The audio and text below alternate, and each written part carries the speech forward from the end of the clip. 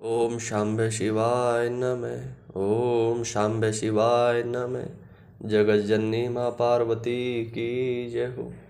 नंदीश्वर की जय हो। कार्तिकेय की जय हो। रिद्धि सिद्धियों की जय हो।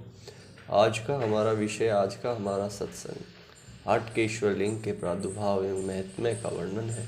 सभी साधक और सभी विषय को बहुत ध्यान से सुने, बहुत ही महत्वपूर्ण है।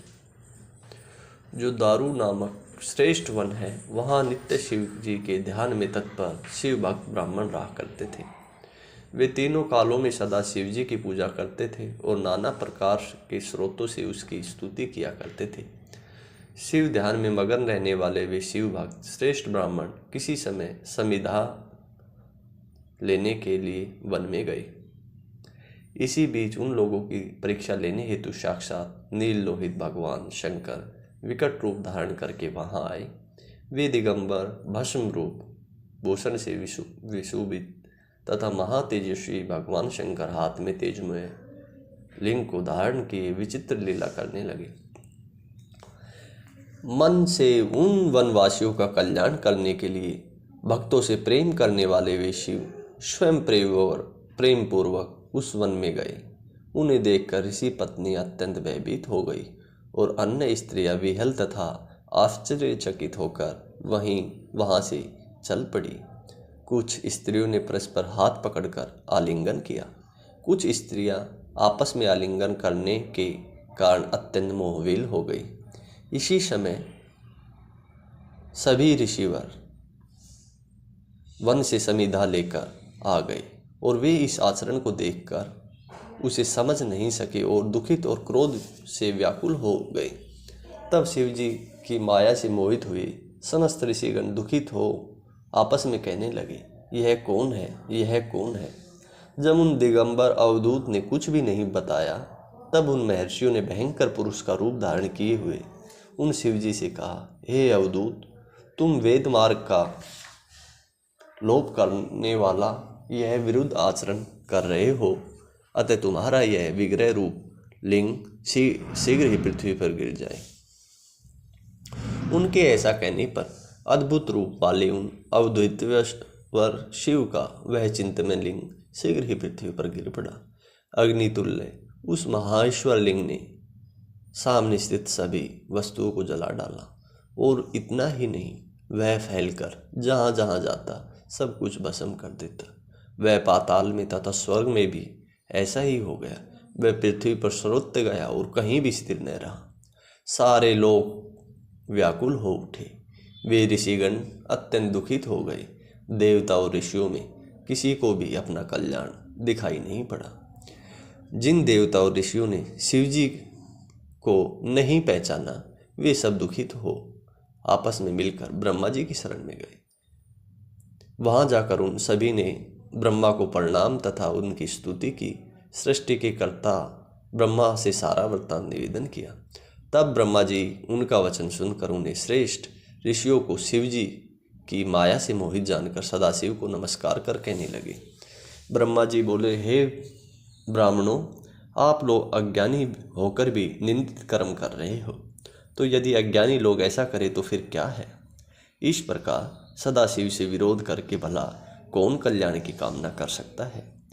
यदि कोई मध्य है काल में आए हुए अतिथि का सत्कार नहीं करता, तो वह अतिथि उसका सारा पुण्य लेकर और अपना सारा पाप उसे देकर चला जाता है। फिर शिव जी के विषय में तो कहना ही क्या।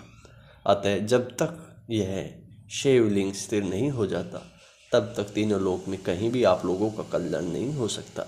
मैं यह सत्य कह रहा हूँ।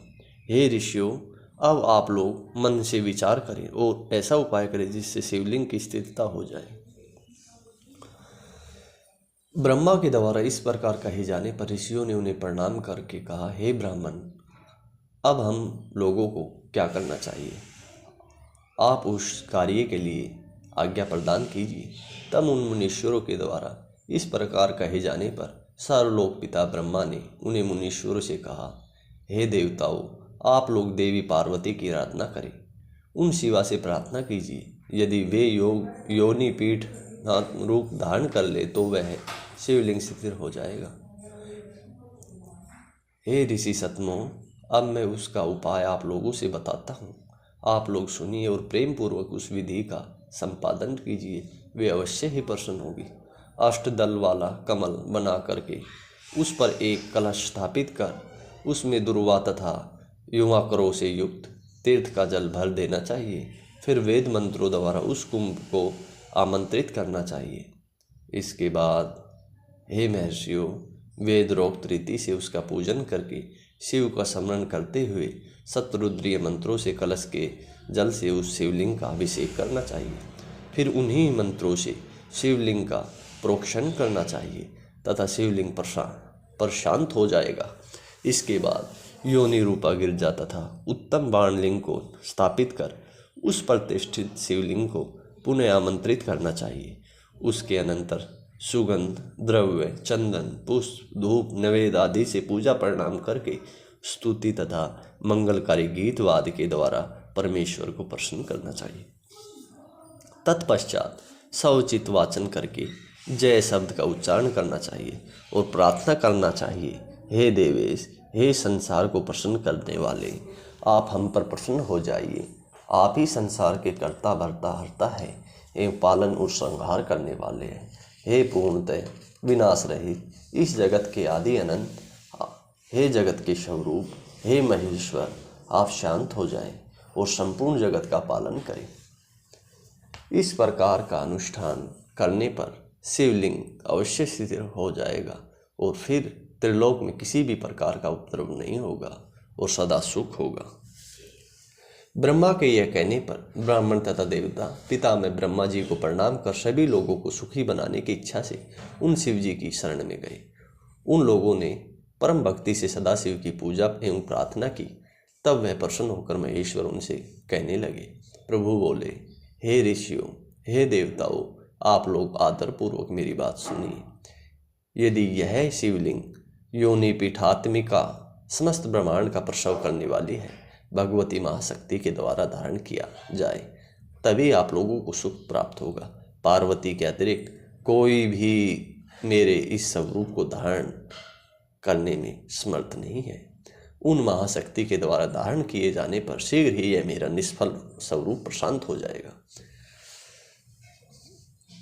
तब यह सुनकर प्रसन्न हुए देवता और ऋषियों ने ब्रह्मा को साथ लेकर पार्वती की प्रार्थना की और पार्वती शिव जी को प्रसन्न करके पूर्वोक्त विधि से संपादित कर उत्तम लिंग स्थापित किया।